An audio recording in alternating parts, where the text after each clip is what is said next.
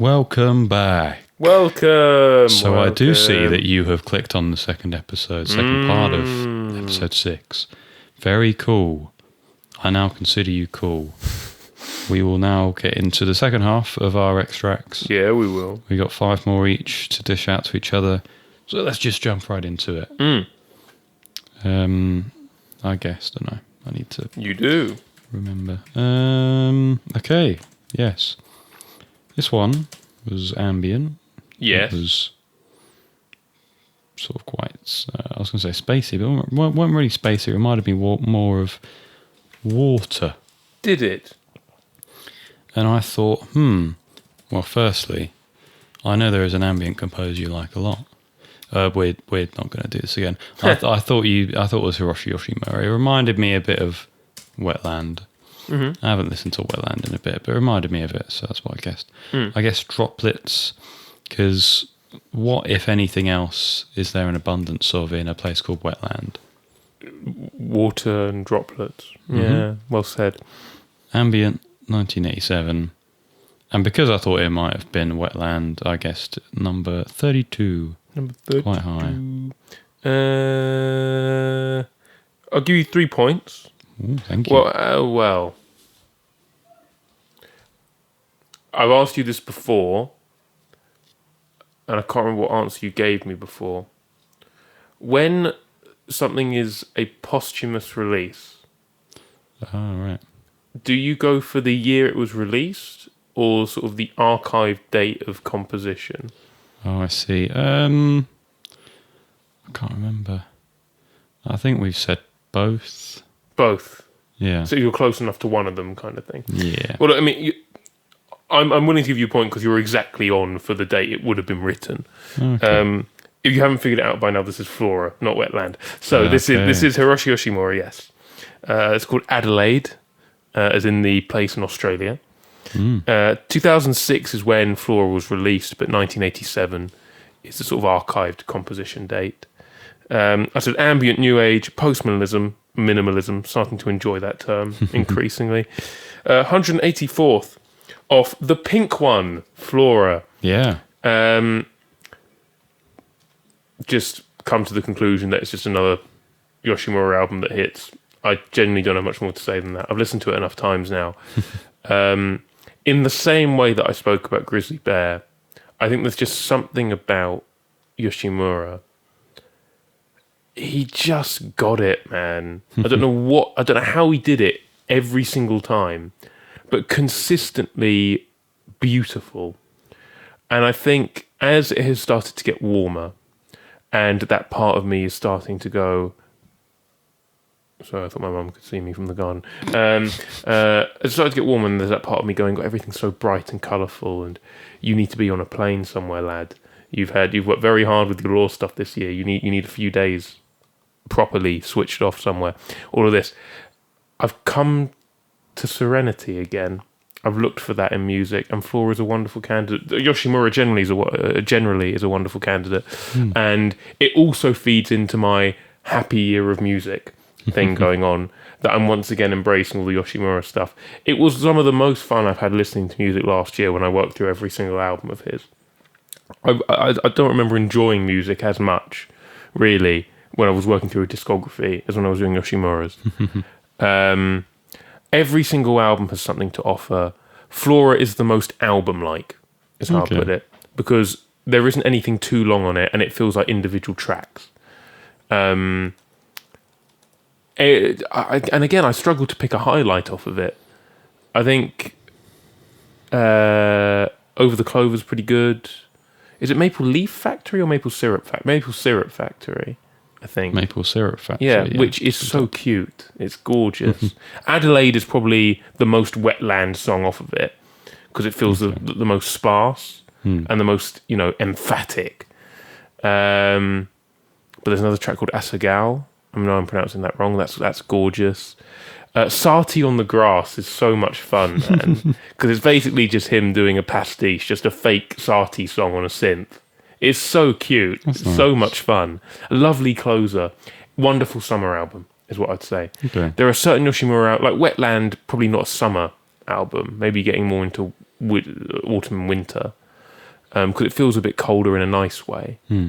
No, I was going to say something. I'm going to say it later because I just remembered I do have another ambient one coming up, don't I?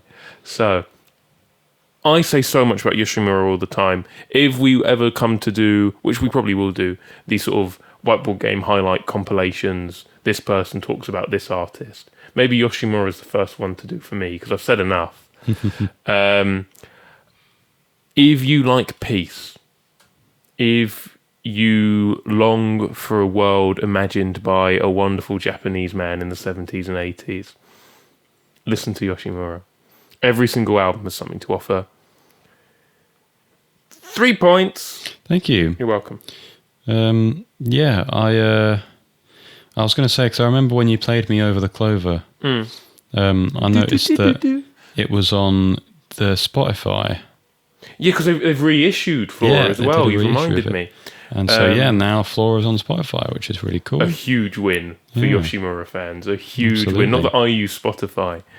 But yeah, it has been reissued. If any fans out there ever want to, they think, I love Frederick from Video Twin, I'd love to get him a gift. They've reissued Flora for CD, especially. I listen to CDs, guys. PO Box is we don't have a PO Box. Your number 6 frustrated me the most out of all of yours. Okay. Because I recognised it the most without knowing it. It feels like it would fit in very well with those. Have you seen those compilations on YouTube, which is songs you definitely heard but don't know the name of, kind of thing? Oh, okay. I think this would be on there. Because I can't, without playing it back again, recall what the melody is, but I know the melody. But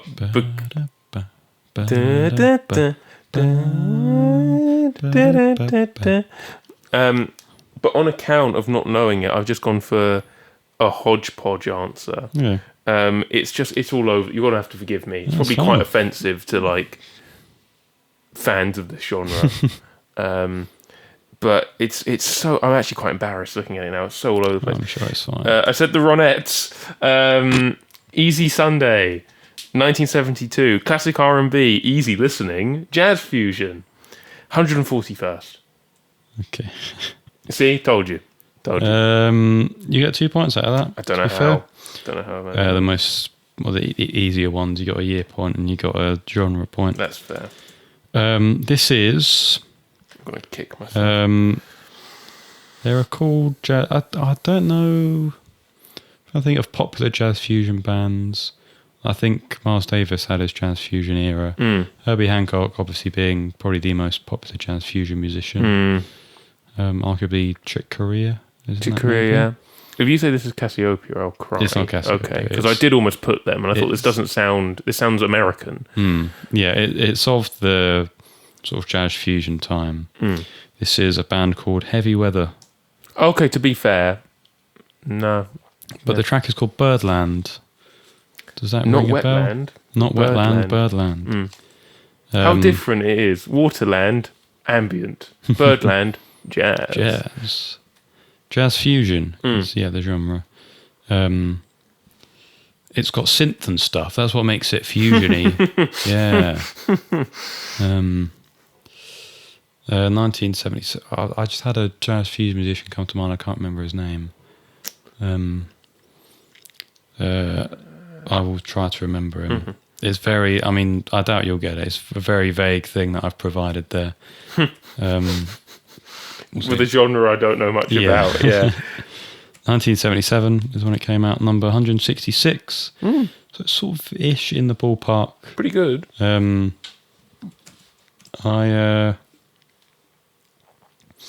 know about this from 2 places. I think I've mentioned to you the guy that does. He did the Minecraft album banners.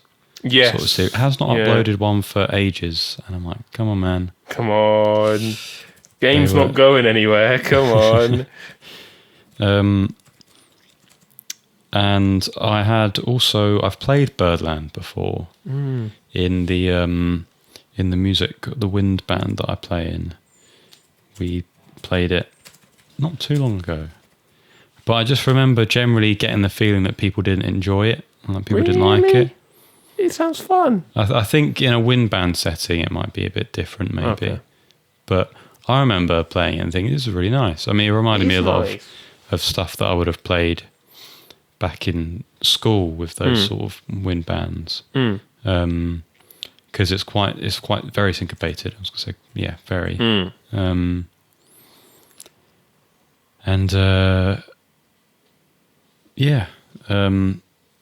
It's such a fun piece, man. So bouncy, so good. Heavy Weather's actually comprised of a few different popular jazz musicians. The main guy, I think his name is called Joe Zawinul. I'm not sure. Is that is it a Yiddish last name? Zawinul? Are you? I mean, he's Austrian, it says, so maybe. Is it Heavy Weather or Weather Report? Yeah, I've written my... The band is called Weather Report. That's okay. Yes. And the album is called Heavy Weather. That's okay. That's fine. Getting me mixed up there. Let me change that, because, that's... Edit that out. Editor? That's poor from me. I mean, I'm the editor, so... Okay, I'll look at you as I say it. Editor, cut that out. Yeah, that's... I'm surprised I hadn't noticed that until now, actually. I'm glad you did mention it, because that would have been I would have been editing it going, oh my God. No, I've been there. I know you probably recall certain times where I've messaged you in a mild panic going, Chris, I realise what I've done. Please get rid of this thing. Yeah. Weather Report. Main guy is Joey Zawinul. I'm guessing it's probably pronounced a bit differently than that. But yeah, he is pianist, I think. He's from Austria. Yeah. He's the main guy out of Weather. I think he was the main songwriter. But you've got some heavy hitters in the ensemble department. We're talking... I can't remember his name and I don't want to mess it up. Very popular jazz bassist. It is... Is it Jaco? It's Jaco Pastorius. Yeah. Yeah. I think, I'm pretty sure. I mean, his thing's not coming up here, but... oh no, here it is. There you go, yeah. Jaco Pastorius. And he was in the band during this period, so the bass line would have been his. I thought the bass sounded familiar, the tone of it and everything, yeah. The way he plays, yeah. And on saxophone, you heard of Wayne Shorter? I have heard of Wayne Shorter, yeah. He's in it as well. It sounds like Joe Zawinul and Wayne Shorter are the two consistent members. Sure. And then other people came and went. But yeah. I'm not going to say too much more because I don't have much more. It's a lovely piece. Yeah. It's a beautiful jazz fusion. Well, maybe like a staple of jazz fusion, arguably. Very good. Enjoy your 2 points. Thank you. Okay, I'm glad it wasn't as mainstream a thing, or it clearly is mainstream, but I'm glad it wasn't as something as much in my mind as I thought it would be. It's not an obvious answer. Yeah. Not for me, anyway. All right.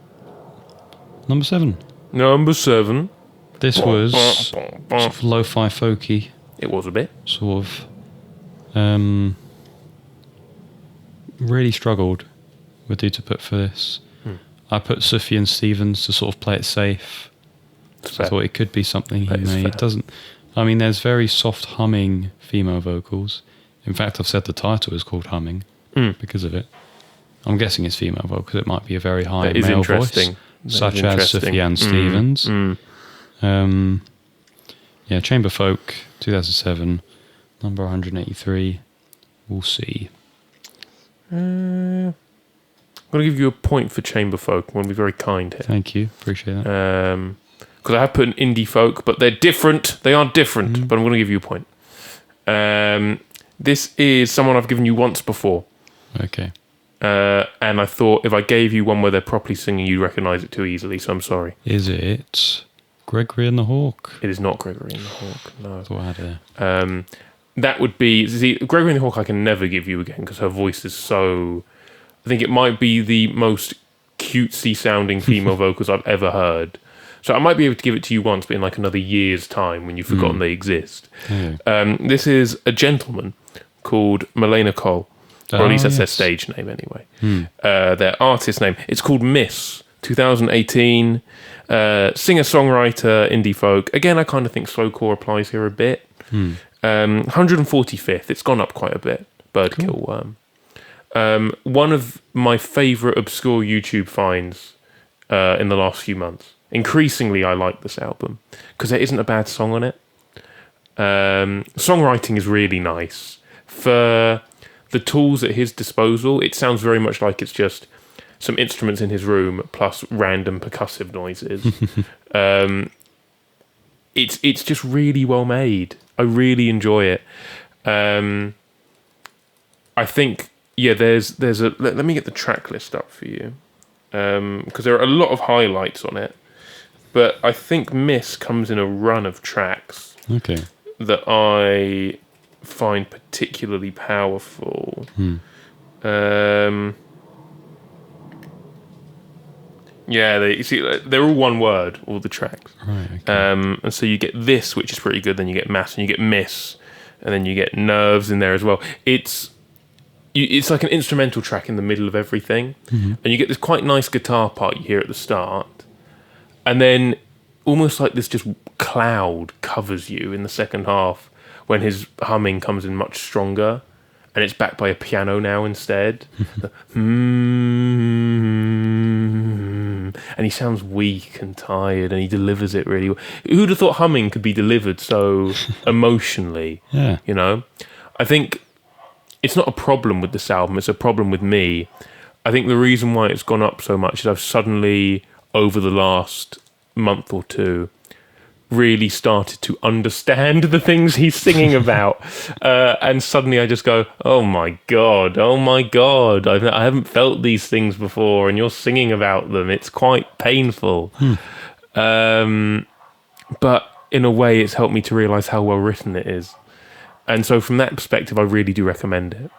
I think that this sound of really honest, but really well thought out, like bedroom folk kind of thing, really appeals to me. Because it's mainly that, because it's just so honest.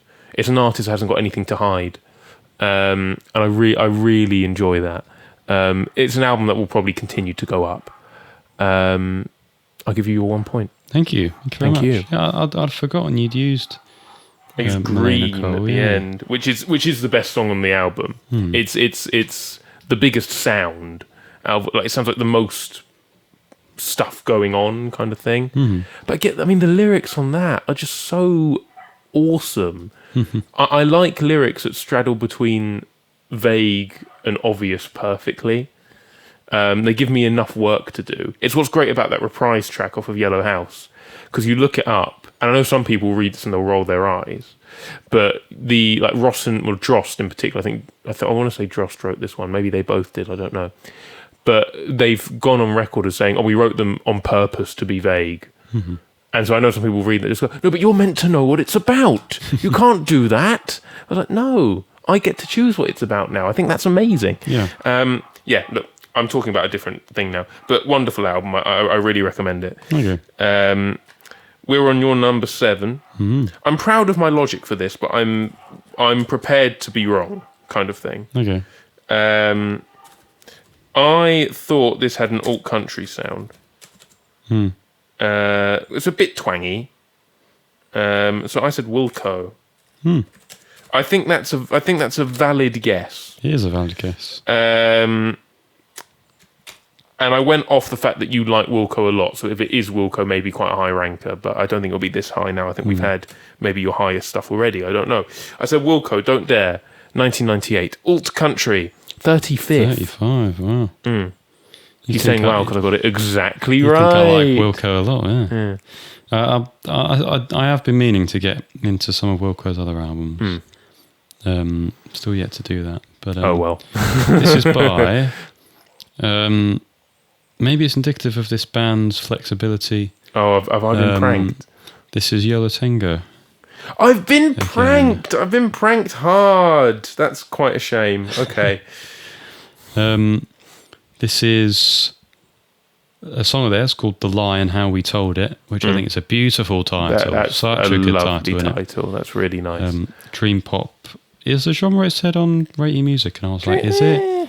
It's dream pop in that the vocals are sort of washy, but I put country rock. I'll give you all country. Thank you. So yeah, you can have 2 points for your Thank answer. you very much. Because year-wise, it was 1997. Just out. It's number 165. This is not off of, and then Nothing Turned Itself Inside Out, which is the two songs I've given you off of that title, before. right? Yeah, good with their titles. This is off of a different album of theirs. The one before that called, I think it's called "I Can Feel the Heart Beating as One." I think is the name of it. I can feel. Let me just double it. I don't want to get this wrong. Okay, I'm just going to take a bit. Let me try and multitask this. This dog really wants a feature in this edition of the Whiteboard Game, huh? I don't know if you can pick that up, but he's being really loud and annoying, and he can do with shutting up. I can hear the heart beating as one. I can hear the heart beating as one. There you go. Yeah, for how good. And then Nothing Turned Itself Inside Out. The album cover for that is... The album cover for this sucks, man. It's arse. Okay, it's like, I need to have a look at this. They've taken like an aerial picture of like a crossroads, but they've washed it all out in yellow. Oh, so it's this really one. Yeah. And then there's just like a red streak atop so that they can have the title and their name on it. And I'm like, for how good an album this is, that sure is a sucky cover. Like, come on, man. But, as I say, number 165, I do enjoy it a lot. It's the one album of theirs I've listened to which I've sort of liked it as much as I have first time. Like, I haven't sort of had to think about, do I like it? Do I need to listen to it more? I've listened to it first time and it's like, yeah, this is really good. It's got a lot of my favourite stuff of theirs on. I think it's a poignant thing with, and then Nothing Turned Itself. It's so annoying saying the full titles of all their albums. Look at this guy, this T-Pab guy over here. Look I at just this. call it Inside Out. Duster reference? So with that album, it's all they've sort of moved into more of like an ambient sort of direction. It's all very sort of sparse, really post-rocky sort of. And there's maybe one or two tracks that harken back to some of their noisier roots, you might say. Like their album Painful is a lot noisier. An album called Painful would be noisier, And this is sort of like a midway between all of their stuff, really. It's really nice. So you've got a lot of heavier stuff on there. You've got some lighter, more drawn out stuff. It works really well, and I think it's one of those things where you can feel things being different, you can like that, but it's in all the individual songs that you think, yeah, this is a good song, and that's why it hits it for you. Yes. I don't think I've listened to obviously two other ones, as I say, and I don't remember there being a song by their bassist on there, James McNew, and there is a song of his on here. My guy can sing. Like, he's a good singer. And it surprised me because I think most of the songs, arguably, are sung by Ira Kaplan. And he's not a great singer, in my opinion. Sorry, Ira. Sorry. I don't think that's massively egregious. We've just lost a listener. He's a good songwriter. Don't get me wrong. You're trying to challenge me for controversial stuff today. But his singing doesn't do it for me. Boo. I think I've mentioned Georgia Hubley's. Is that her name, Georgia Hubley? Georgia Hubley's singing before. Yeah. Very beautiful singer. And so I was always. I think I've said before. Even if you write a song, just let her sing it. She's that good of a singer. She's not going to go out with you, man. You got to let it go. Them two are married. I think I mentioned them two are married. Oh, she's definitely not going out with you then. That's quite nice. That's sweet. But that's the thing is then James McNew comes in and you're like, oh, bass player's got a song. This sounds like another band I know. But he's such a good singer, man. He's got beautiful vocals. His falsetto is really nice as well. I think he'd done backing vocals in a lot of the songs before, but it's when he takes centre stage where you can really appreciate how good his voice is. It's a song called Stockholm Syndrome, I think. But does sound like another band I know. It does. But this song, the line how we told it, it's very sort of sparse, quite country. It reminded me a lot of Chocolate Town. Good song. In fact, that's half the reason why I put country rock here, because I said it reminds me a lot of country of Chocolate Town by Ween. And so I'm just going to see what genre Rate Your Music would say, and that said country rock, so I thought I'd put country rock down. I understand that country sound's not for everyone. I like it when it's done in a tasteful way like this, and the songwriting is fresh and different, and even the music, a lot of the time, it's instrumentally can go in interesting directions, and you know, even something like this, it is sort of near. It's like what a dream pop country. It's like if you listen to like a country rock song and it was meant to be more dreamy, it would be this track. Yeah, that makes sense. It's a good way of putting it. But yeah, I don't know what the lie is and how they told it, but yeah, they did, and 2 points for you. Thank you. Yeah, Dream Fusion sounds like sounds like a tea. Actually, a nighttime tea. Dream Fusion. It does, yeah. Yeah. I was going to say you're very much into Yola Tengo at the moment. Yeah, they're. I think I mentioned they're a band that I'd wanted to get into for quite a bit, and I've got into them, and they're quite a bit different from what I imagined them being. But I do think they're good, and I like a lot of their stuff. I'm not sure how much further I'm going to go. I've done all their biggest albums, and so I think I might try some of their other big ones. Sure. They've got quite a lot of albums. I can see. But yeah, I'm enjoying their stuff. I might dig a bit deeper. We'll see. Your number 8.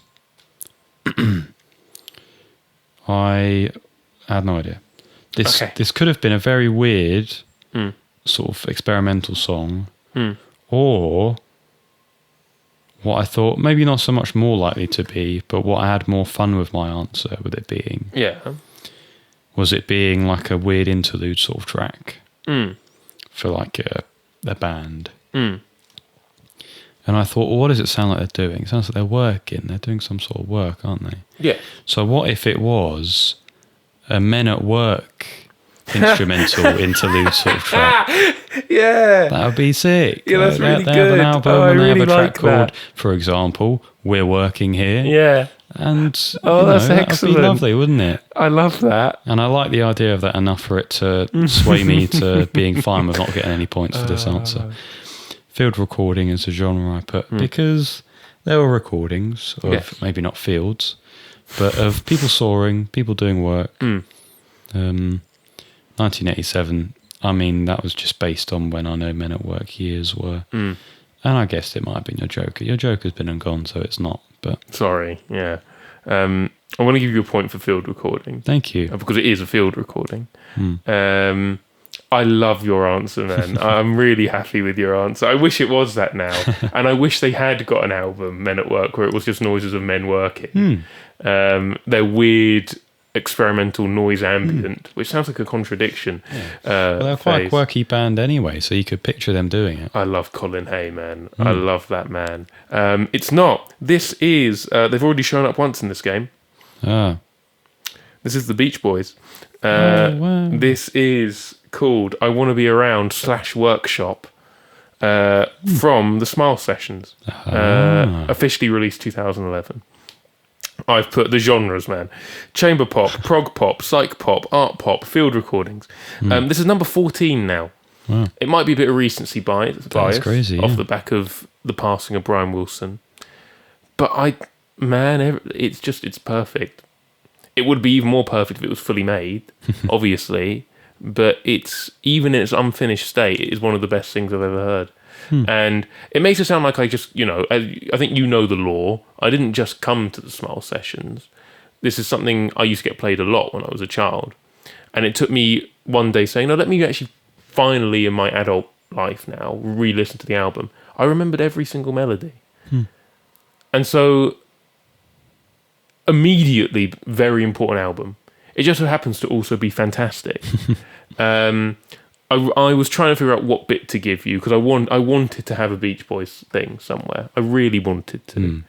And I thought, what better ode off the back of the passing of Brian Wilson? I could have done Heroes and Villains or Surf's Up or a song like that which showcased how amazing he wrote for ensemble. Or I could give you the bit where it sounds like they're in a workshop and then he shouts "ow" at the end, which cracks me up every single time. Because you've got this, I don't know, it sounds like a muted vibraphone or something going along and a cello. And you've got the ow! It gets me every time. Brian Wilson, man. I don't look, as you've said, I've done my dedication to him. He was a genius. I just chose us to give me an opportunity to say it, but little did I know that you would choose one as well. I think he knew how loved he was. I hope he did. Because he was fantastic and he had it quite difficult at times, obviously. Drugs and people abusing him mentally and whatnot. We're looking at you, Mike Love, although a lot of people say that might not be true. But screw you, Mike Love. I agree with you. Idio Twin here, we're anti-Mike lovers. Mike hate. Am I right?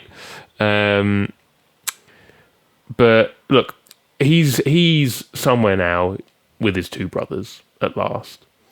And they're all very happy. Surfing, probably. I'd like to imagine, because we know how much Brian Wilson believed in it. I like to imagine he gets up to heaven, then you've got a queue of like Beethoven and all of them not going, we've heard good things, man. We've heard really good things. Smile is him at the absolute most insane peak of his powers.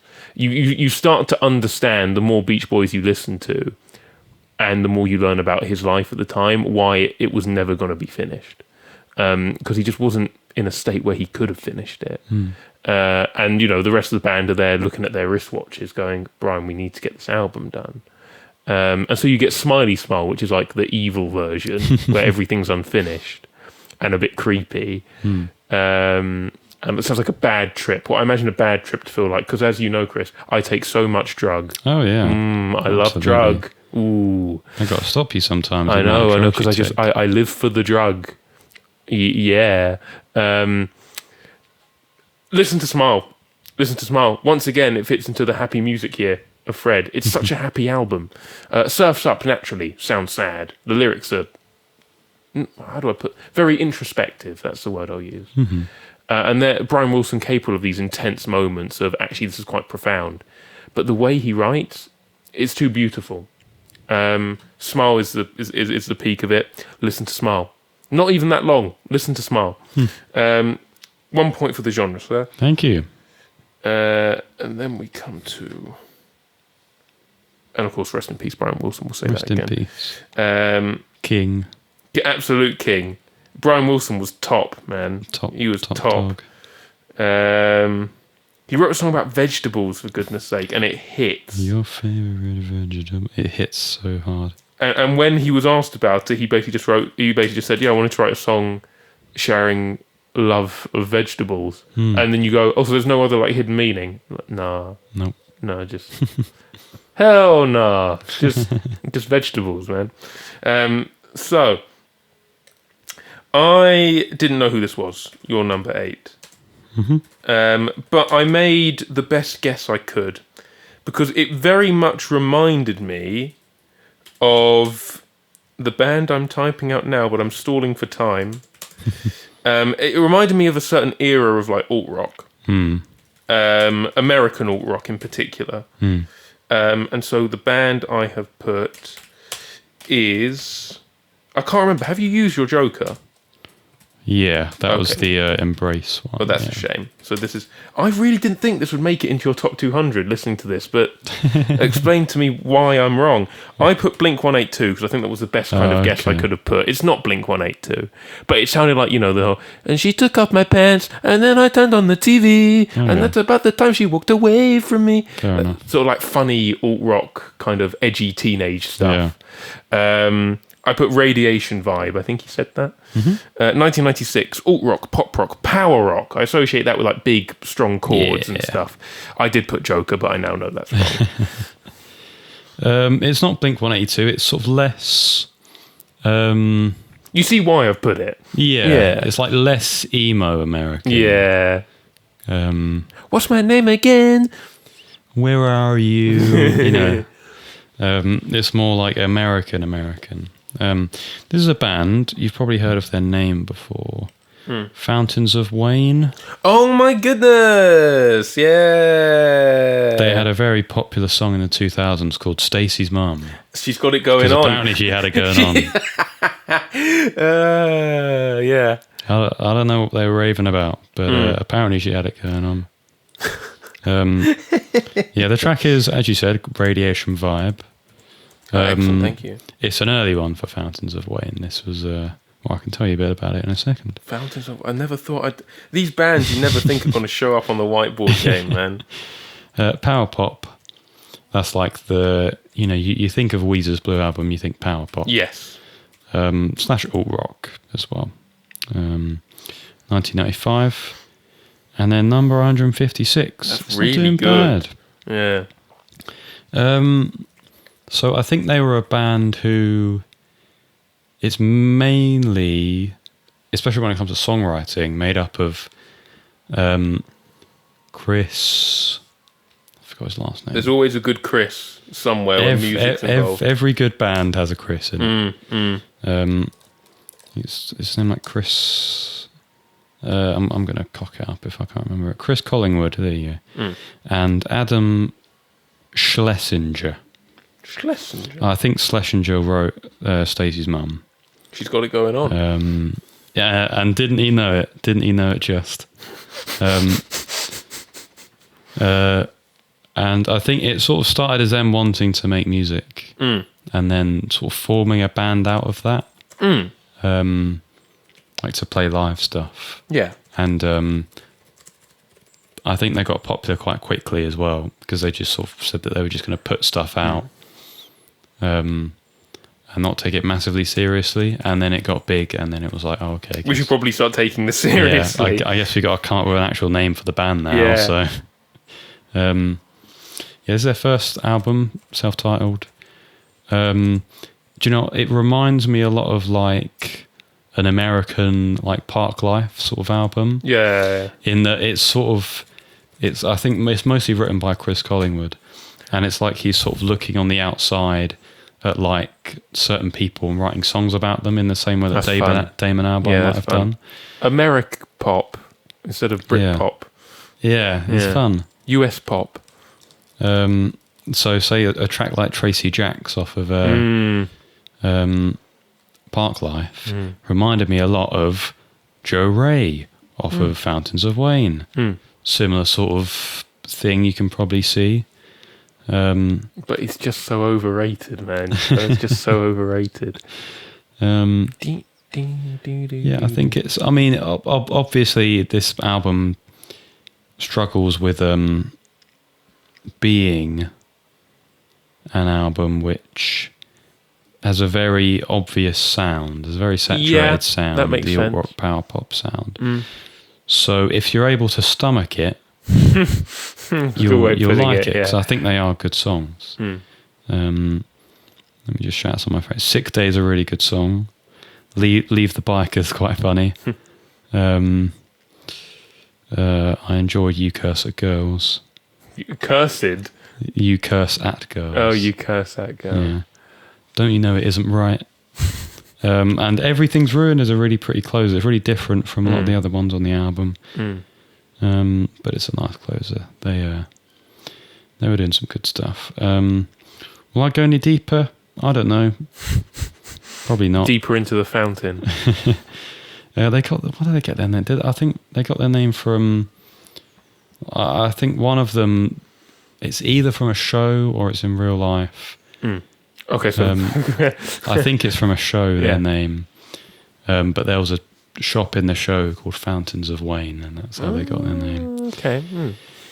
I might go to some of their other ones. We'll see. I'm not massively keen, because I completely understand that this is an album which it's unlikely to grow on you. It's the sound is what you get.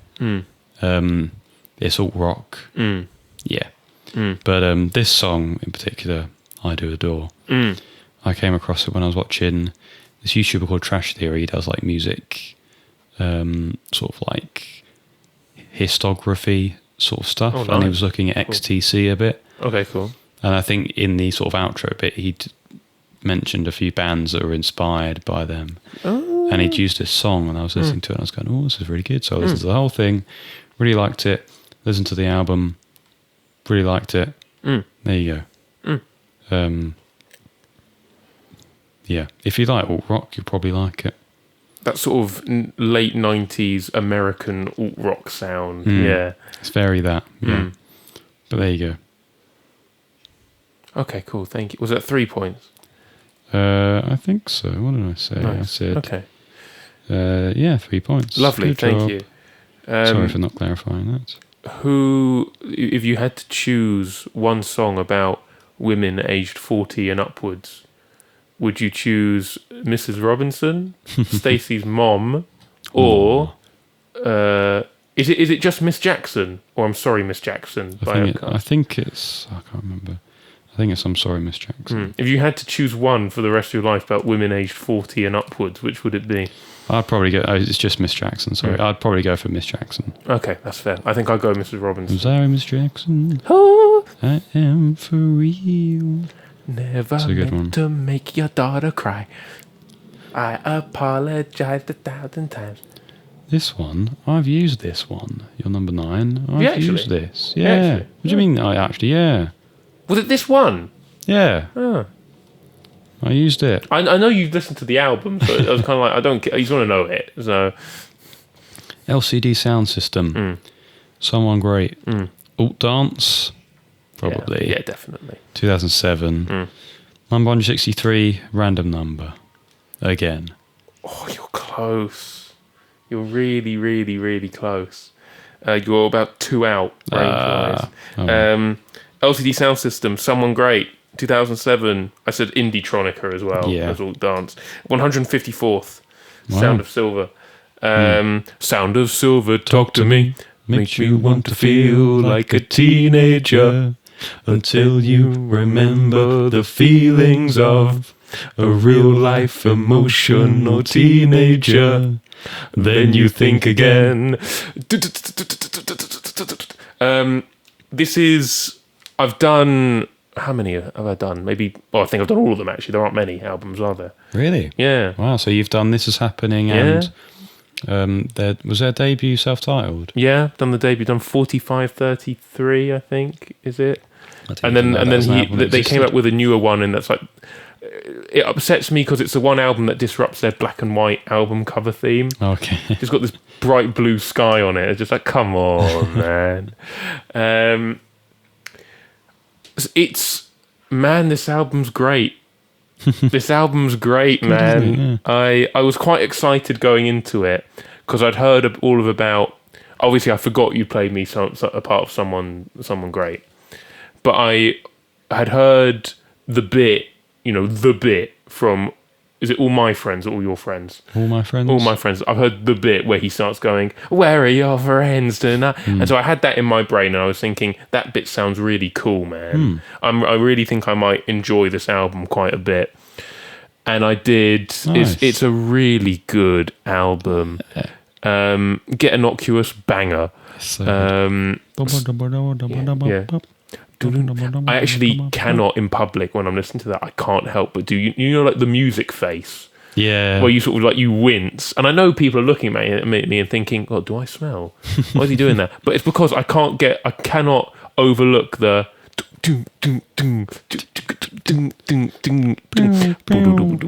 It's a really good song. Don't you feel alive?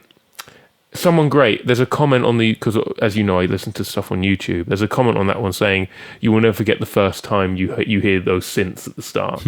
And of course, I forgot you giving me this extract. And so the first time I felt, what was the first time I was listening to this? And I'm already going, "Oh, this is amazing."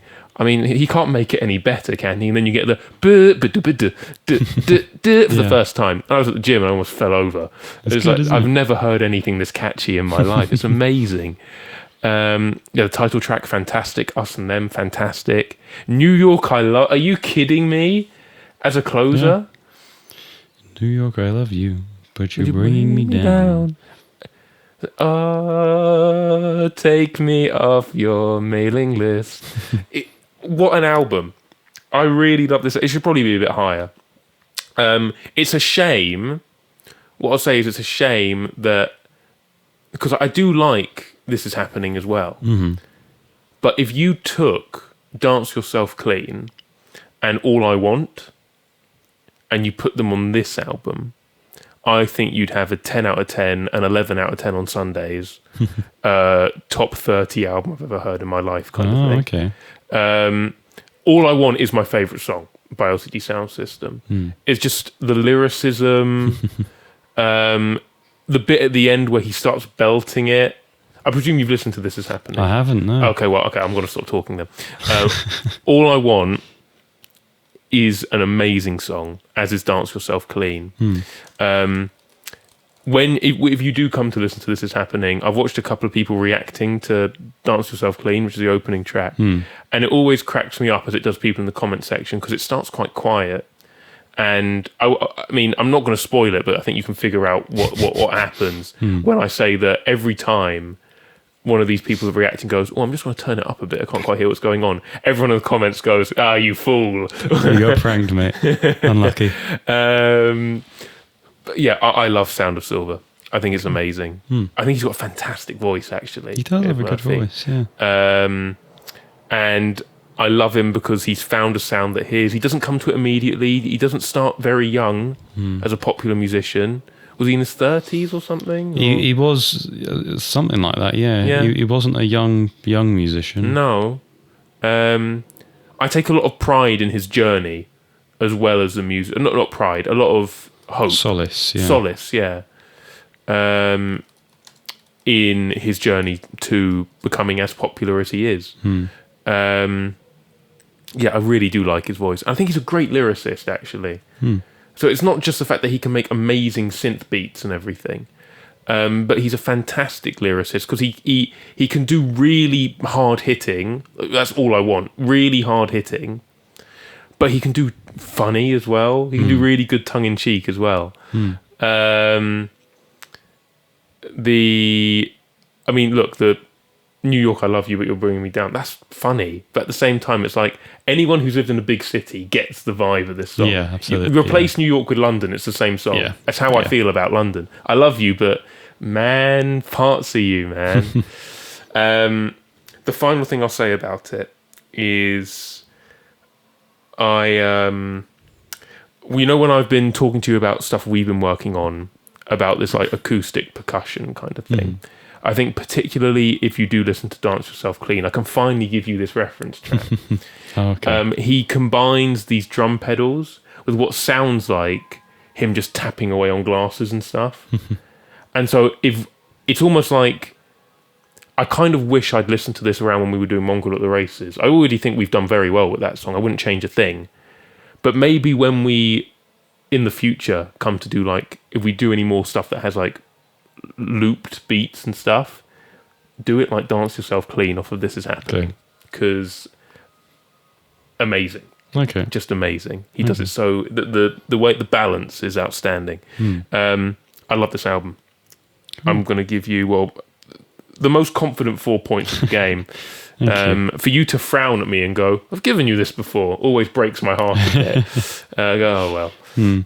I knew I wasn't going to really catch you out with it. I know you'd listen to the album, so well, I think this was probably my favourite one off this album as well. It's an amazing song. Yeah, lovely. About the death of his therapist, I think it is. Yeah. Again, but there's still that tongue in cheek, because he can still say things like, "What's it? You're smaller than my wife imagined," and it's just like, oh wait, they are dead. Okay, what an opening line. What is it? I wish that we could talk about it, but that's the problem. What an opening line. Yeah. Amazing. I'm going to shut up now. It gets quite hard when you like something so much and you've been waiting to talk about it for such a long time, which I'm sure I'd like to met with your last two as well, probably. So you're number 9. I now know that this is wrong. I can actually tell you this as I typed it, because I just couldn't figure out who it was. And so I went, maybe it's one of your versatile boys, maybe it's Yola Tengo. I now know it's not. Maybe the bassist has a voice as nice as this guy. I don't know. He doesn't, but that's just because this guy's voice is quite unique. Yeah. I said it was called I See Myself in You. Mm-hmm. It might just be Myself in You, I'm not sure, but that sounds a bit sus. So maybe not. 2022. I thought maybe quite recent. I'm not sure. I said neo soul / R&B. I don't really know what neo soul is, but 159th. We're all in the 150s at the moment. Just noticed around that mark. Yeah, you're 10 out on the rating. Heartbreak. So I'm lucky about that. Heartbreak. But I'll give you 3 points. Wow, thank you. I'm going to be generous with the genres. Okay, that's very kind. I was worried about playing this band from a point of view of I wasn't sure if you were going to recognise the vocalist. Was I meant to? You weren't meant to recognise. Oh, as in you didn't want me to? I didn't want you to, because I've used music that includes the singer before, not in this band. But in the band he sings quite a bit differently, so I was trying to find a song which I think expresses just how good of a singer he is. Okay. Beyond what I've played you before. Sure. This is Geese. No, you're joking. It's called I See Myself. What? Okay. Wow. Rate Your Music's a country soul, and I completely agree with that. I just hadn't seen that genre before, but it totally makes sense. So, neo soul R&B, that's fair. And I put alt country as well, just to have another genre term in there, because I thought it is as what I would describe as country soul. I don't know what else I can use to cover my bases here, but 2023, you were right to think it was a recent one. And 149. This is off of their album 3D Country. It's their newest one, the acclaimed one. Obviously I've played you some Cameron Winter before. Definitely. And the first thing I noticed when listening to this album is, just how different his vocal style is when singing with Geese. So he had a low voice. Well, he does. Well, this is what you find out is actually he's one of the best singers currently at the moment. Is because you listen to his solo stuff and you think low voice, quite sort of warm. But that's just because his solo stuff is quite subtle and quite sort of... Apart from when he's trying to convert you to Christianity at that one time. God is real! God is real! Sort of quite close and intimate. Whereas with Geese, who I've seen described as an art punk band before. So if that's what you sort of think, I mean not this, right? It's not this, but as I was expecting like a Squid kind of thing going on. Yeah, they're not like weird. Yeah. They're they're conventional.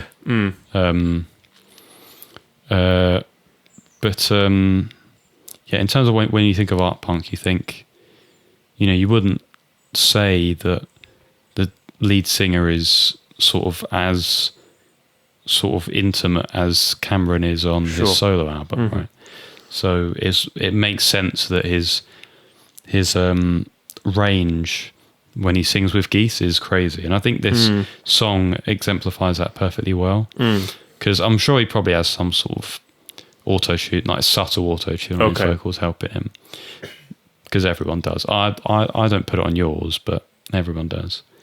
What does that say, folks? What does that say? Thanks for saying that, Chris, on the podcast. Thanks. That's all right. But I'd advise you to listen to this song in full, because you realise how in tune he is, like all the time, basically, on the song.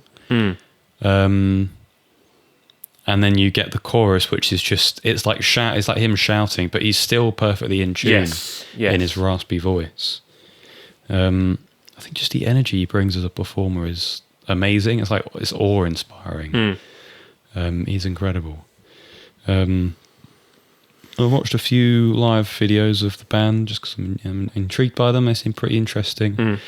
I think one of the members has left after the release of 3D Country, I think. By the sounds of it, it said that he was focusing more on his academic stuff because they're still quite a young band. I'm not sure. Sick. Ugh. Sort of around like 2021, 22, they were sort of planning on like calling it quits because they'd done it in school, I'm guessing. And then they were all going to go off to like college or whatever or university. And they were all like, I don't know if we're going to continue this. And then that's when they start getting traction and think, oh, okay, we should probably keep continuing. Keep continuing. Yeah. And I'm glad they did. So yeah, they got rid of didn't get rid of, the guy left. And they brought in a new guy who plays guitar, which is interesting. I've seen some of their live stuff where he's playing guitar and it's really cool. Yeah, anyways, 3D Country, what can I tell you about it? It's diverse. There's punky songs on it. There's proggy songs on it. There's quite sparse sort of cuts. There's the third track on it, which is called Cowboy Nudes.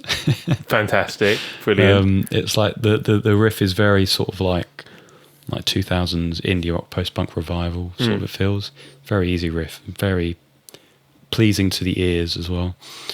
That's nice. The title track is gorgeous. The groove on that track is perfect. They capture it really well. And in this, they move to more of a soul sort of thing. And I think it is some sort of love sort of song. Nice lyrics. I wouldn't say they're massively deep, but I think in terms of love songs generally, it's pretty... He does a pretty good job. I get the feeling that in the band stuff, because I feel like when you see other bands, it's like, oh, this person writes it and then they bring it to the band and then the band works something out around it. I'm thinking of like Pavement when I think of that. Steve Mack wants to write a song with his guitar, bring it to the band and they work out their parts. It feels like with this, they're all in a room collaborating and working out parts together. And so they're not so much Cameron Winter songs that he's brought to the project and said, let's make something with it. It feels very collaborative and that's really cool. Yeah. And maybe a reason why he was eager to make a solo album as well.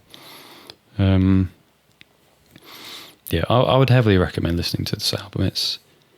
It does very well with what it has. I can't really describe it. It's like, it feels like almost you listen to like new contemporary bands and they're all trying to be abrasive all the time. Yes. Just doing something weird and different. Black MIDI.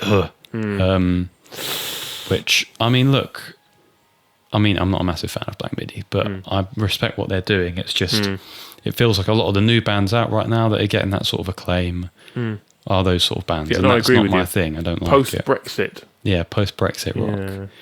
Geese don't do that. I think Geese, they really find a brilliant way of moving around different things, which is something I admire a lot. And a lot of my favourite albums are albums that do that. So, yeah, listen to Geese. Listen to Geese. I mean, as someone who lives in England, I can't help but listen to Geese quite a lot sometimes, So sometimes they're just there. And boy, are they territorial. Goodness me. It's. I was so sure that these guys were part of the post-Brexit thing, but it's nice to hear that someone hasn't succumbed to the post-Brexit wave of music. And you described it perfectly. We could try and come up with some really technical term for it. It's just weird post-Brexit music. It's just, as the internet referred to it as, it's not an actual term. It's just weird. It is, yeah. Weird. They do. I mean, they do have some loud moments, right? Like a lot of post-Brexit bands do, but I think they find a brilliant formula of doing a lot of different things as well. Last thing I wanted to say, which I nearly forgot, their producer and sound engineer, James Ford, he's done a lot of work on other things. Sure. But, I mean, I didn't know who he was before I listened to this album. It was listening to this album where I went, the mix is so pristine. It's like the sort of mix that I'd want to achieve. Yeah, that's nice. When I'm doing that sort of thing. It's so clean. Everything has its spot. It's beautifully panned as well. Everything has its spot. Everything is clear. In its right place. It's not muddy. It's in its right place. Yeah. New sound engineer inspiration. Mm. There you go. New sound engineer inspiration just dropped, guys. Amazing. Right, the last ones. The last hurdle, We're on folks. to the last ones. Yeah, didn't know. Okay. Anyway, thanks for tuning in. So I did what I think I did before, where I said Koji Kondo just because it reminded me of video game music. I guessed it was called Sparkles because it was a sparkly sort of track. And you're into the Fruitiger Aero sort of I very much stuff am. at the moment. Yeah. And it reminded me of some tracks like that you've played me before. So I thought, I'll say the genre is Fruitiger Aero. Why not? I put video game music as well, and the possibility that it might be from a video game. Maybe not. 2010. I'd say random year, but I think I was also thinking like Mario Galaxy with that because it reminded me of it. Yeah. And then 178, again, completely random. I really want to give you a genre point because seeing you write Fruitiger Aero has made me really happy. But I don't know if I can. No, you know what? I'm going to give it to you. I'm feeling happy. It's a year of happy music. Thank you. Again, there's probably someone going out there, what? But then again, I doubt there are many people fulfilling the fan base of composer Hiroyuki Togo. So maybe I don't think most people will be upset. This was an upload from the same account that uploaded Wetland all those years ago. And so when they post something, I go, this is probably going to be pretty good. This is called That, which translates to Freedom to the Great River and the Sea. 1997, new age or ambient I put, but Fruitiger Aero, man, you can have it. I love that you've said it there. You can have it. Like proto Fruitiger Aero. Sorry? Proto Fruitiger Aero. 158th from an album called Aquacycle. If you look it up, it has one of my favourite album covers of all time. It's so strange. It's like a tree in the desert. It's like really early computer animation. It's like a tree in the desert, but its leaves are cubes of water, and there's like an inflatable dolphin there as well. It's really strange, but I love it. It's really fun. Wait for you to... Oh, I think I've seen it, yeah. Yeah. Whoa. To be fair, that's pretty Fruitiger Aero. It is. I love that cover, man. It's great. Yeah. This is fantastic ambient music. Cool. The album is obscenely good, and it's one of those that true YouTube hidden gem kind of thing. I'm so glad I've discovered it. This track in particular is about 7-8 minutes. Gorgeous. Gorgeous. The album is about it's 2 times as long as it needs to be. And I say that because the second half is basically him just doing a reprise of every single track. Oh, okay. Does it need it? No. Is it an excuse for me to listen to everything again? Yeah, so I don't care. It's just so beautiful. It reminds me of, and you know this now, there is a spa in Bath. Because that is, I don't know if it's the only natural hot spring in the UK. Okay. But... and I've been there before, and they have one floor which I don't really care about the swimming pools and stuff and the hot tub. They have like 6 different steam rooms with like different themes. There's like a classic sauna room. There's an infrared room. There's a steam room where you can't see anything. There's a cold room where you see even less because it's so foggy. There's other stuff there. It was like paradise because they just had all these different rooms which were very relaxing, nice lighting, and they were just playing ambient music. And I thought, I said that my dream job, if nothing else ever worked, would be a spa sauna room playlist curator. And I'd put this on there. This reminds me of that, how much I enjoyed just that floor of the spa in Bath. Which makes me happy. This album makes me happy. This is like number 1, well maybe second to Smile, for happy music Fred has enjoyed this year so far. Cool. I just love it. From the art to the music, it's just so peaceful. And I think there's a bit of a stigma when you talk about ambient and new age stuff, because I think people think of basically silence with the sounds of some leaves rustling, and then every now and then someone blows an A note on a flute, and you hear birds going, ah, ah, which you can in this one actually, but it's more than that. I think in particular, obviously I still haven't come around to Brian, I make jokes, but I haven't come around to him yet. There is something about Japanese ambient music from the latter half of the 20th century. Those studios, I don't know if they were on drugs, I don't know what they were doing. It's all... I'll tell you what it is, I just think they were all happy. I think Hiroshi Yoshimura just strikes as an incredibly happy, peaceful man. I presume the same of Hiroyuki Togo. I just think they both... Well, all of them. I just think they loved what they were doing. And they'd found peace themselves. They must have done. Yeah. Because it is gorgeous. And so I implore people... he hasn't got a discography to work through. This is the only album I can find. If you need a breather from life, if you're going out on a walk and everything's so bright and sunny, you think, God, how gorgeous. I wish I had music that echoed this mood, this feeling I have. Happy summer. Here's my gift to you. I'll give you one wholesome point for Frutiger Aero. Thank you. Just because it makes me happy to see you put it there. And we'll come to your last one. Cool. I hope with my recommendations you're building up your own to listen to ambient playlist. Start with Hiroshi Yoshimura, but chuck in Hiroyuki Togo in there as well. What one album. So I've tried to logic this. I've tried to kind of, and it's a dangerous game because it could really badly backfire. And the point of the Whiteboard Game is to listen to the extract, right? But I haven't really. I did do that, but I think I might have tried maybe too hard on this one to play the player instead of the game. There's a musician you like. Many. I'll leave it there. And he's released an album this year. Okay. In Panda Bear. And it kind of sounded a bit like him in the chorus, but I don't know. And I think, what's the sort of more feminine voice? And this doesn't really sound like a Panda Bear track. I know Cindy Lee features on the new album. But I didn't say 2025. I put, just because I'm timid, but 2024. Give me an extra year backwards, just in case. I said Panda Bear. I think Mary Rose gets mentioned. I don't know if that's a person or a ship. I don't know. 2024, Hypnagogic Pop. Gogic? Hypnagogic. Gogic, cool. 109th. Cool. 2 points. Okay. And one of those is another ranking point. You've done wow. Well. Lovely. This is probably another artist who is one who I feel like you've been waiting for me to use another one of theirs for a while.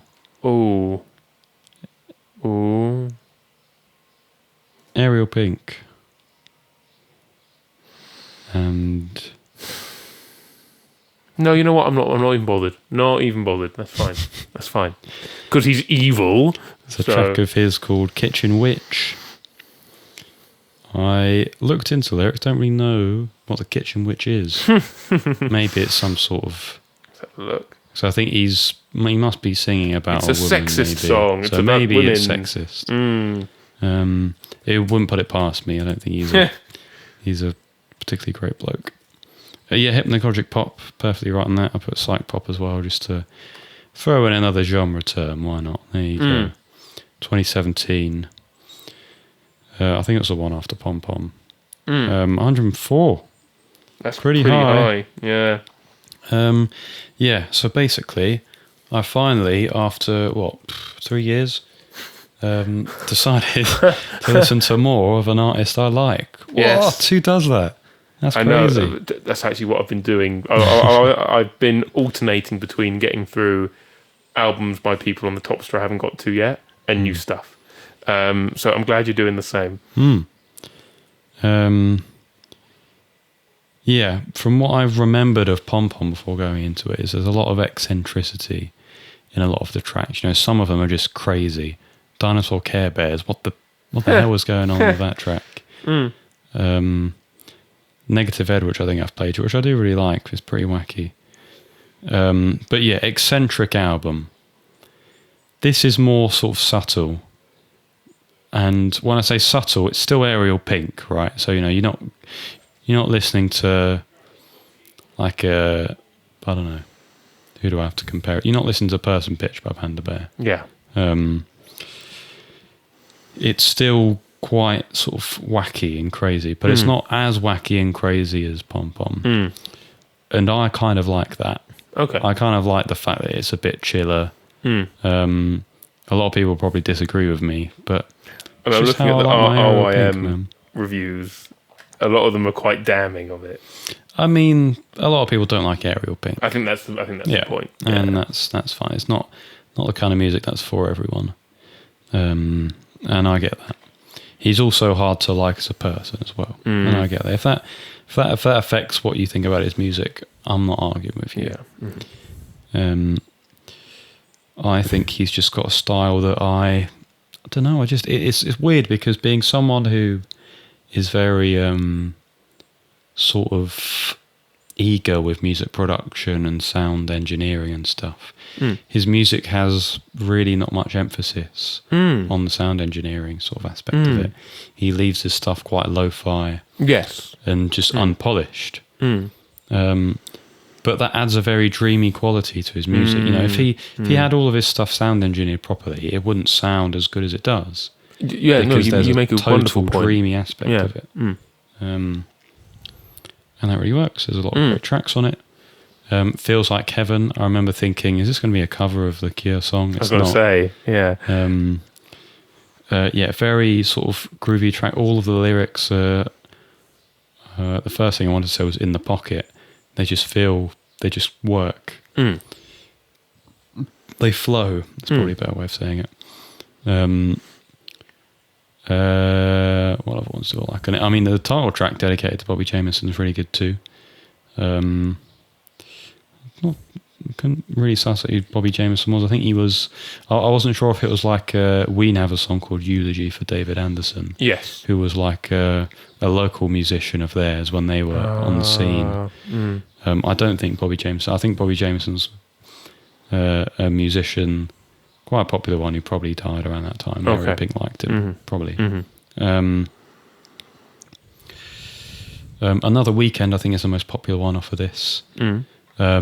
I get why people like it, but it's got this sort of a couple of breakdowns in the track where the track goes sort of into like half time.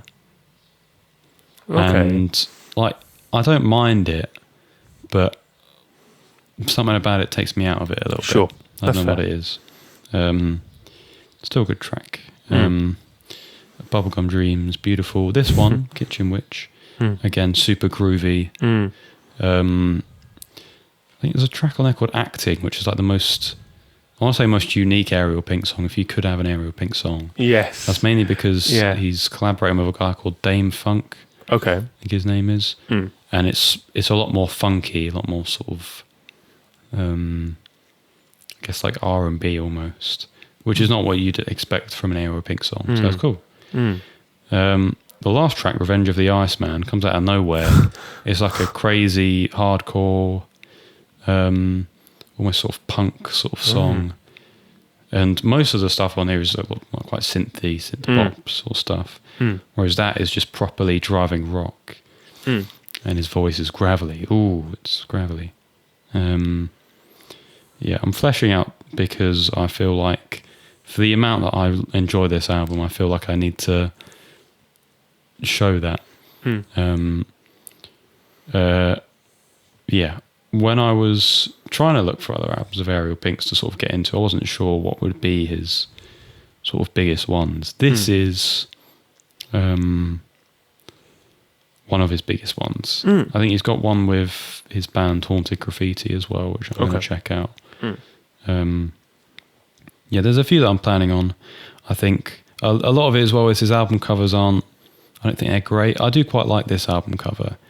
It's just, if you were to see it from like a distance, you'd think it sucks.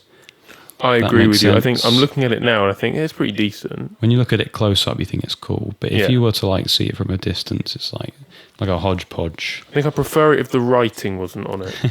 Yeah, I think I'd agree with you there. But yeah, no, it's good. I enjoy it. Ariel Pink, I'm coming for Ariel more of your Pink. music, mate.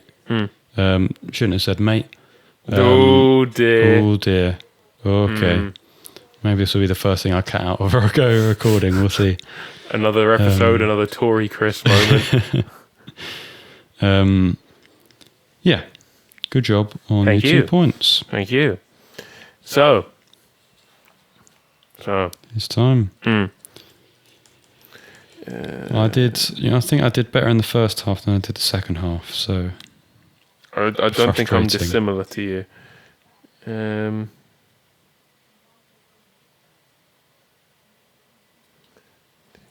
Don't do that.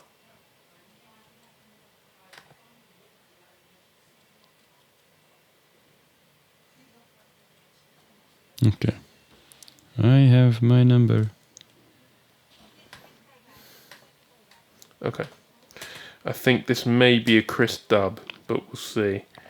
I'd be surprised. I feel like we both did all right. Yeah, definitely. Okay. So, it's score time. We'll share our scores.